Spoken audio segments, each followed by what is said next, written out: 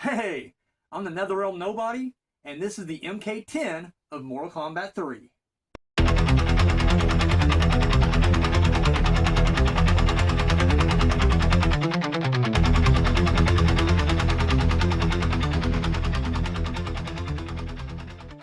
Alright, so you guys know the drill by now. I do a top 10. Not my favorites from the game, and also not my, what I think everyone's popular pick would be. No, I go based on performance from my complete Mortal Kombat 3 video, which is currently playing behind me right now. So if you haven't already, go check out the complete Mortal Kombat 3. That way you know what I'm talking about. And yeah, basically we just ranked the the top 10 who put on the best performance within Mortal Kombat 3.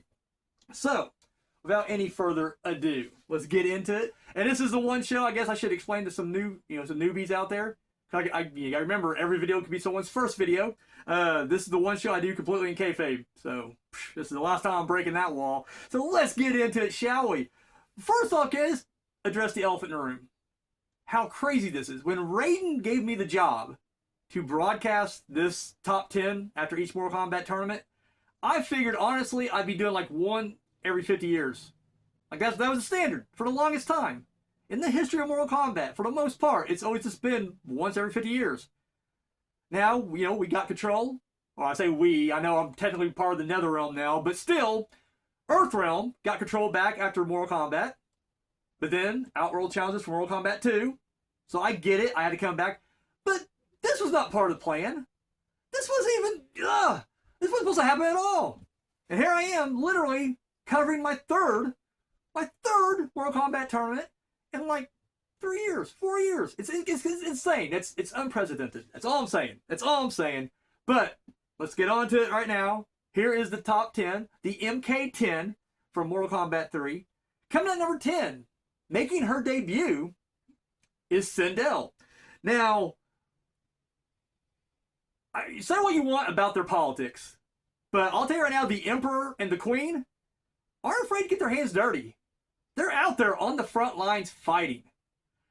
I will say it's kind of a dick move that Shao Kahn kind of held himself off to the very end, but Sindel debuted in first round. But, hey, she handled herself very well, if I do say so myself. In the first round, takes out Nightwolf. Second round, takes out Sonya Blade. However, she would, meet her end. Not completely. She didn't get killed or anything, but she met her end in the tournament at the hands of Liu Kang in round 3. So there you have it. I gotta say, very solid year for the Queen. I thought she did tremendous. And a force to be reckoned with. Like, seriously. So anyways, number 10, it's Sindel. And she has a Mortal Kombat record of 2-1. So now we're moving on to number 9. Major Jax Briggs.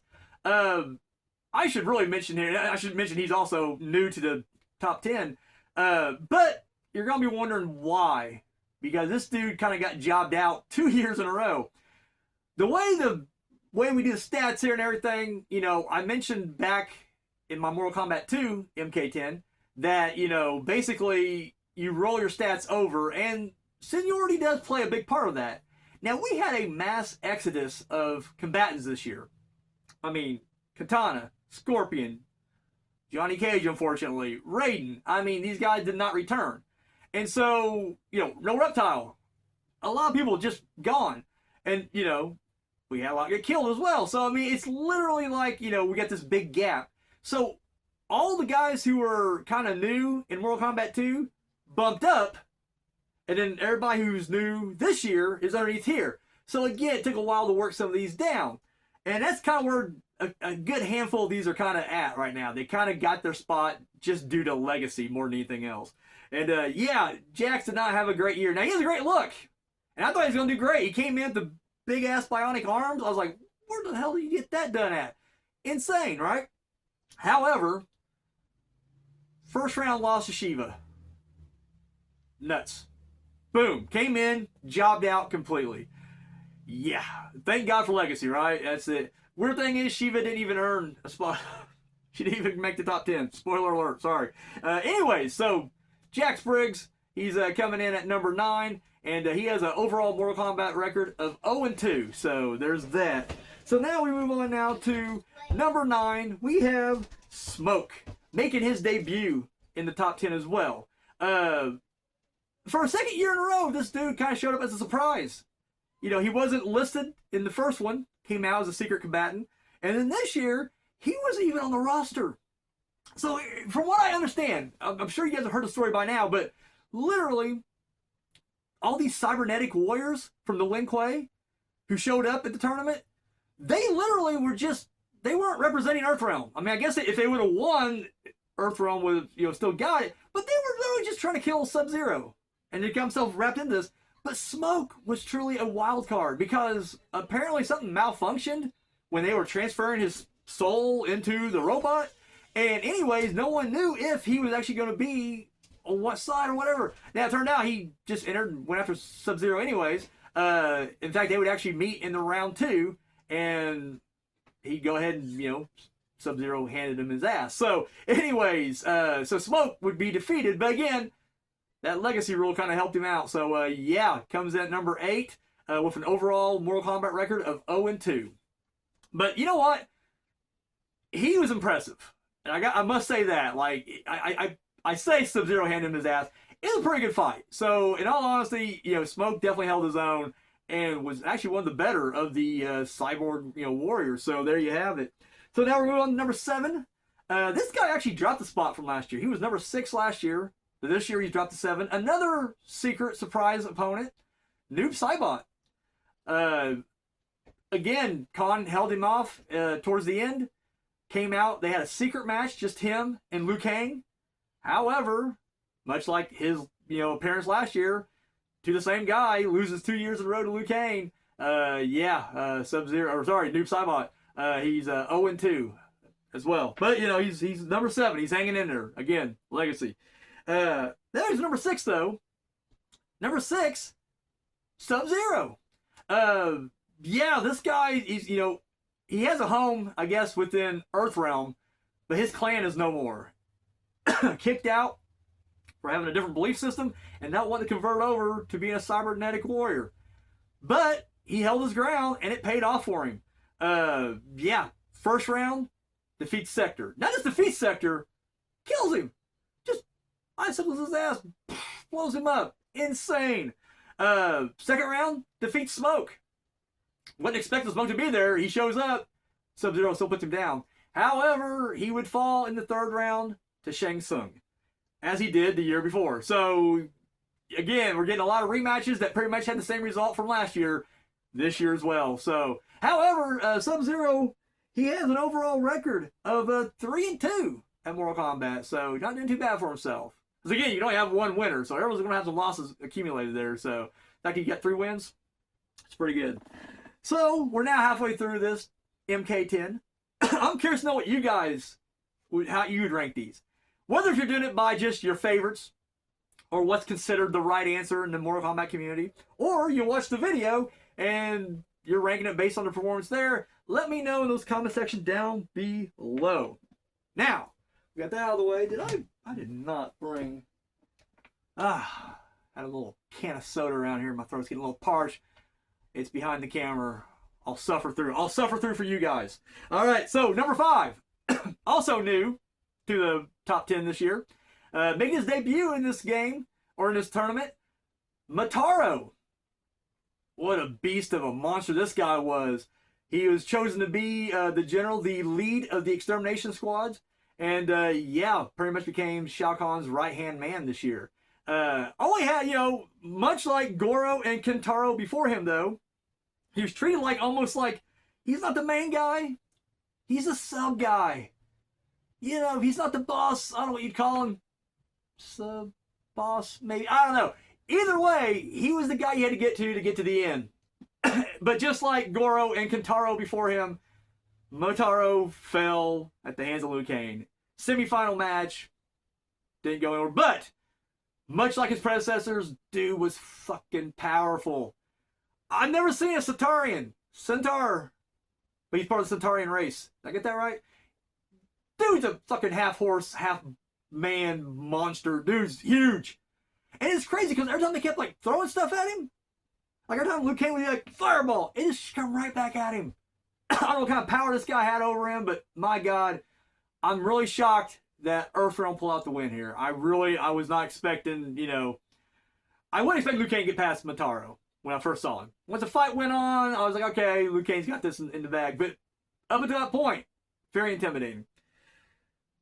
Moving on to number 4, we have making his return from last year. In fact, he's up a spot. He was on the top 10 last year as well. We're talking about Kung Lao. And Kung Lao, much like Liu Kang, just representing not just Earthrealm but the Shaolin Temple as well.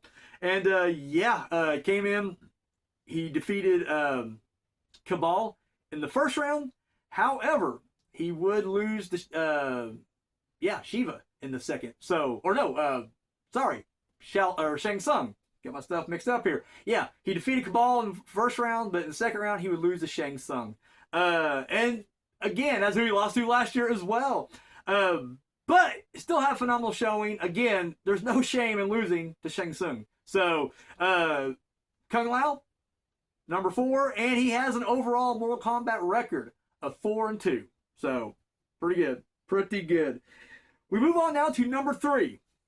Maintaining his spot in the top 10 from last year, Shao Kahn. Dude became so close.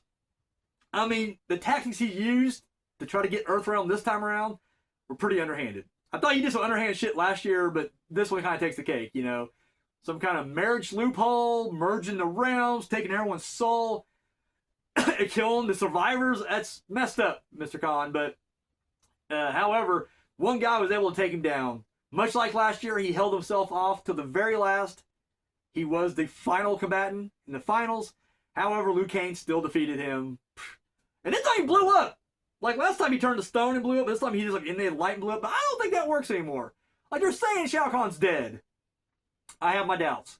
I've seen Shang Tsung fucking walk around emitting smoke and like souls coming out of him and lights flashing everywhere. And he came back younger and stronger than ever the following year. Last year, Shao Kahn literally like turned to stone. Like he teleported a lot of places first and then turned to stone and then blew up. And he came back this year. So the fact that like he just turned to a big beam of light and was screaming and then vanished. I think this is a trick he had. I think he gets himself in trouble. He's like, oh no, I'm gonna lose. Ninja dust, and he just disappeared. I think that's my theory. That's just my theory. What do I know? I'm just a lazy ninja from the Netherrealm. But that brings us to our number 2. Oh, I should mention Shao Kahn also has an overall record of 0-2. But again, I'm keeping them high. These guys are super strong, super dominant. And I'll tell you right now, if anybody else would have faced any of these guys at that level, I don't think they would have won. I mean, Liu Kang is something special. I'm sorry. Just the way it is. So now we go to our number 2. Also maintaining his position in the MK10, or the MKX, sorry. No, it is MK10. That's right. Sorry, the MK10. At number 2, Shang Tsung. Again, this guy somehow keeps his job year after year. He failed after the first tournament. He somehow got Shao Kahn to restore his powers, make him younger. Still couldn't get the job done last year. And somehow pulled it off again. Kept his job. I think the only thing that saved him was the fact that he was able to bring Sindel back. That whole reincarnation thing. I think that's the only thing that kept his job. Because I think that and the fact that, Shao Kahn also failed last year. So punishing Shang Tsung for failing would be like, well, I fucking failed too. So anyway, Shang Tsung had an incredible year this year. At first, he kills Stryker in the first round. Felt bad for that guy. Everyone else had magical powers. Stryker didn't have nothing. He didn't, like everyone else would develop powers as they entered the tournament. Stryker just had his weapons. He had a nightstick and a couple hand grenades. And that's not going to do the job against Shang Tsung. Sorry, this ain't going to happen. So he kills Stryker first round. Second round, defeats Kung Lao. Take out Sub-Zero in the third round. And then got himself a bit of a bye when Liu Kang has to fight in his secret match. However, in the quarterfinals, Liu Kang would defeat Shang Tsung, leaving Shang Tsung with an overall record of 6-3. So, again, he had a great year. I can't take nothing away from this guy. Clearly the best villain they had on that side. So, as far as Outworld representatives, yeah, he's the man right now. And finally, also maintaining his #1 spot for a 3rd time in a row. Sorry, I really need that water. Liu Kang. Grandmaster 3 years in a row, that's insane. Or 3 tournaments in a row, insane. The guy has an unheard of record right now of 21-0. Never duplicated in the history of Mortal Kombat. This guy's doing it. This guy is literally, he's becoming a god among men. I mean, seriously, the Elder Gods came to him personally. Gave him a little bit more power. Gave him a little bit of cheese. They're like, here you go, buddy. Here's a little more cheddar on your Whopper. You earned it. And what can you say? He is, I mean, he's the savior of Earthrealm. Again, my soul's stuck here in Netherrealm, but I am still cheering this guy on from down here. He's brilliant.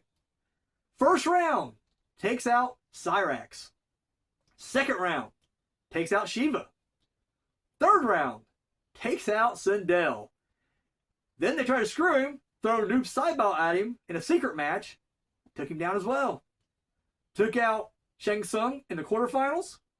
Mataro in the semifinals before defeating Shao Kahn in the finals. And honestly, ooh, sorry, didn't mean to kick the camera there. I gotta say right now, it was feeling hopeless there for a minute in this tournament. I mean, there for a minute, the world's population is pretty much down to like 1%. We're down to just the chosen few. And then the extermination squads were wiping out some of the chosen guys. And I'm thinking, my God, we've already lost Johnny Cage last year. Raiden, he can't come back. The gods are preventing it. And I mean, the fact that he didn't just give up his god status like he did the first 2 years, it had me worried.